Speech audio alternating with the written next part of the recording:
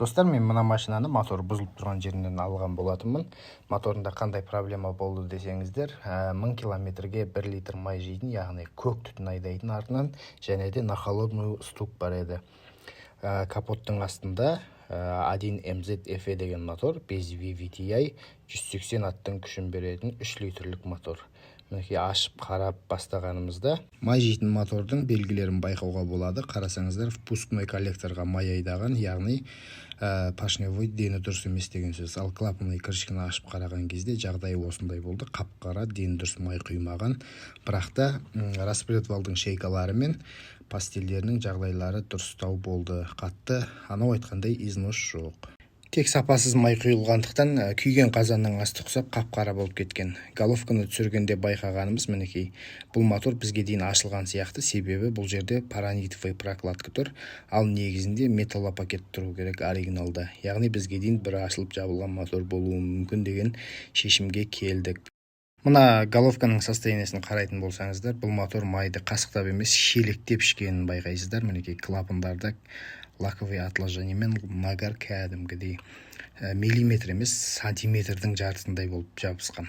Шындығын айтқанда, бұл клапандарды тазалау бізге оңайға түскен жоқ. Шлифовкада жасадық, түрлі химиямен де жудық, үйтіп-бүйтіп тазартқан жағдайымыз бар. Ал енді мінекей цилиндрлардың жағдайын көретін болсаңыздар, мына поршенде қатты масложор болған байқауға болады. Өйткені мінекей шет-шетін поршеннің май кәдімгідей жуып тазартқан, және де цилиндрде ешқандай ханинговканың хонның ізі де жоқ. Яғни лысый болып қалған. Бұның май жегеннің басты себебін айтсақ, цилиндрлардың геометриясы айныған. Яғни цилиндрларда түрлі эллипс пен конустар пайда болған, және де поршеннің юбкаларында износ пайда болған. Сондықтан да май масложор қатты болады, және де таңғы стукта содан болады. Холодныйдағы стук неден беретін сіздерге көрсеткім келіп тұр міне.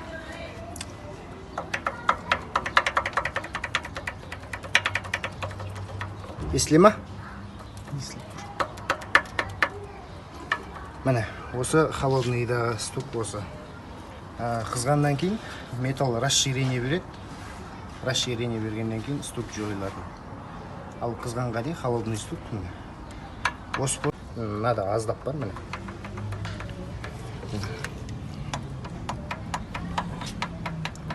Мынада да бар екен. Осал еместігі. Бұл не деген сөз? Бұл поршенде немесе цилиндрда износ болған. Износ бар. Екеуінің арасындағы зазор үлкейіп кеткен деген сөз.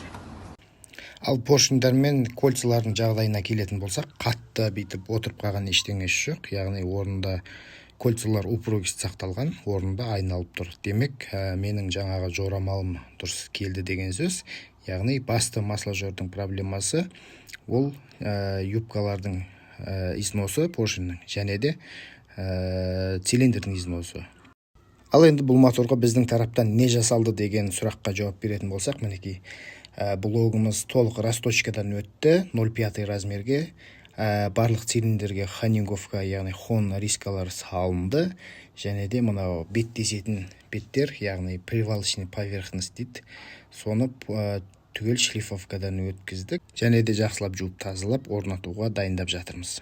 Айтпақшы, блогымызды механобработкадан әкелгеннен кейін цилиндрлардың геометриясын мінекей мына аспаппен, яғни нутромер деп аталады, осыменен өлшеп тексеріп алдық. Себебі цилиндр мен поршеннің ортасындағы зазор ровно шықпаса, біздің бүкіл жасаған ремонтымыздың түк пайдасы болмайды. Өйткені ары қарай май жеуін жалғастыратын болады мотор. Сондықтан тексеріп алған дұрыс.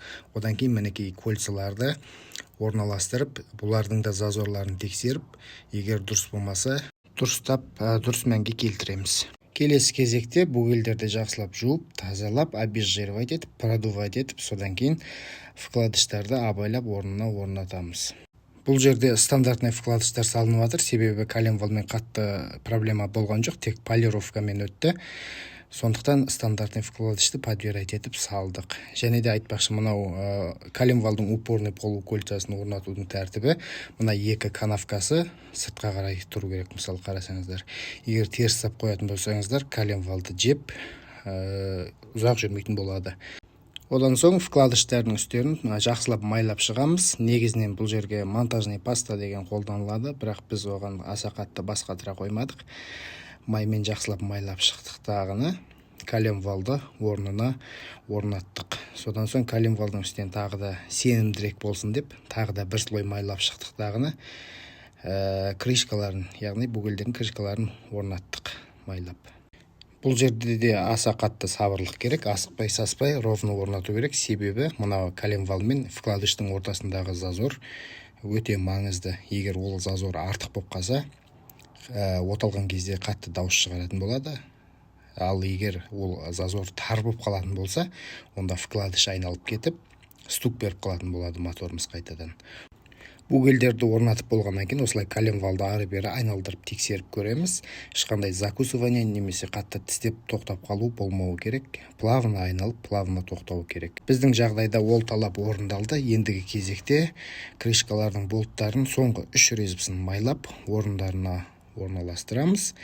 Және де мотордың кітабы бойынша арнайы схема затяжки деген болады. Сол схемамен және де арнайы момент затяжки деген болады. Арнайы күшпен тартып шығатын боламыз. Олда барлық көрсетілген міне. Так, болты крышек коренных подшипников. Так, 3 стадияда тартылады, яғни бірінші стадияда 22 ньютон на метр. Екіншіде соны 90 градусқа довернуть ету керек дейді. Сосын боковые болты дейді. Бұл жанында боковой болттар бар. Оларда 27 ньютон на метр. Сол 27 ньютон на метр күш салып тартылады. Дәл осылай жаңағы көрсетілген моменттермен және мынада көрсетілген схема бойынша тартып шығамыз. Мінекей әр болт қайсынша ретпен тартылады, барлығы кітабында толық көрсетілген. Мінекей ключімізді динамометрический ключтен настраивать етіп алып, бірінші подходта 22 ньютон на метрге тартып шықтық. Одан кейін келесі кезекте 90 градусқа довернуть етіп тартып шықтық. Ескерте кететін бір жай, егерде динамометрический ключпен тартқан кезде сіздің болтыңыз керекті моментке дейін бара алмаса, онда ол болтты ауыстыру керек болады. Болттарды тартып болғаннан кейін осылай тағы да коленвалды ары-бері айналдырып тексеретін боламыз. Бұл жолда плавно айналып, плавно тоқтау керек. Ешқандай закусывание немесе тістеп қалып тоқтау болмау керек. Одан соң кітапта көрсетілгендей 27 ньютон на метрге тартып шығамыз. Келесі кезекте шатундарға жаңа 0,5 поршындарымызды орнатамыз. Бұны токарлар әр цилиндрді осы поршындардың размерлерін снимать етіп, соған арнап жонды. Одан соң шатунный шейкаларды жақсылап тазалап, жуып, обезжиривать етіп, вкладыштарды тоже обезжиривателмен сүртіп тазалап, одан кейін вкладыштарды абайлап, жырмай, сырмай, замок замку ровно орнатамыз.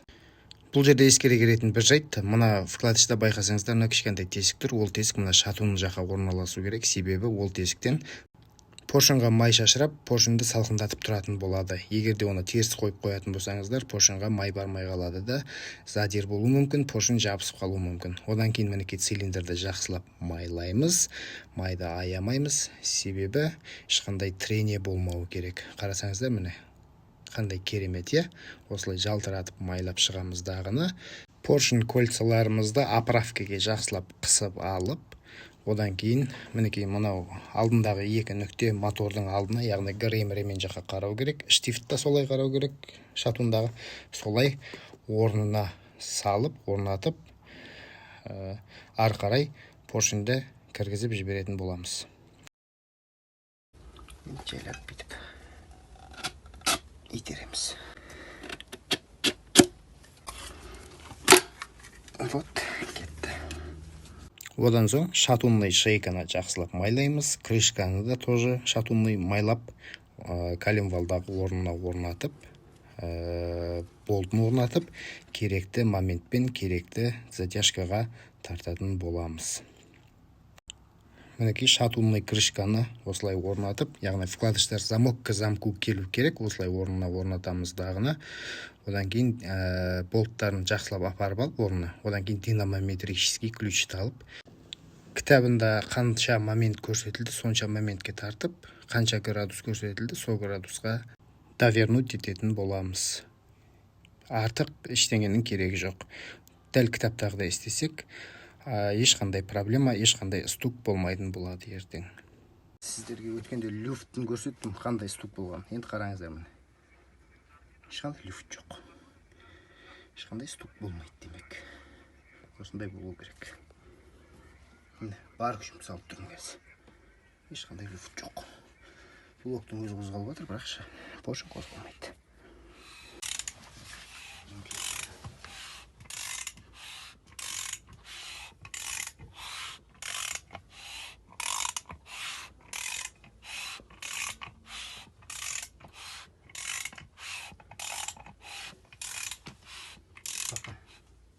Өткендегі люфттан тартылдан ештеңе жоқ. Ешқандай люфт болмау керек. Бар күшімді салып істеп тұрмын, ешқандай люфт жоқ. Басқа цилиндрларды көрейік, айналдыр.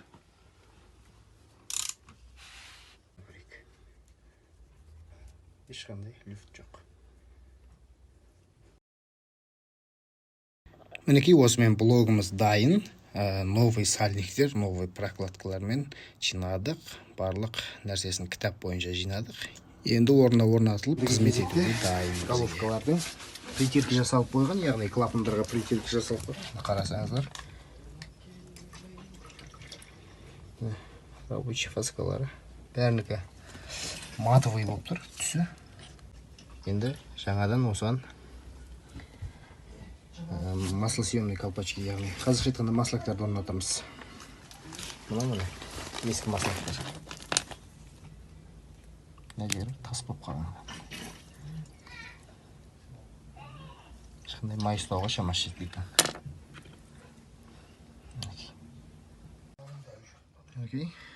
Жаңа маслосъемный колпачки, яғни маслактарды орнаттық толық. Ендігі кезекте клапандарды орнына засухаривать етеміз. Клапанның ножкасына май жағамыз. Жаңағы новый маслакты жырып-сырып құртып кетпес үшін. Жайлап саламыз.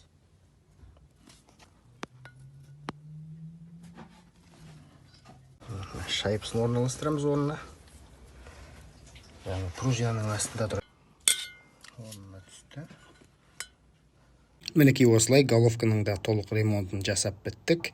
Енді өзімізге сенімді болу үшін тағы да бір клапандардың тепловой зазорларын тексеріп өтуді жөн көрдік. Сол себепті қолымызға мінекей мынандай шупты аламыз дағыны толық тексеріп шығамыз.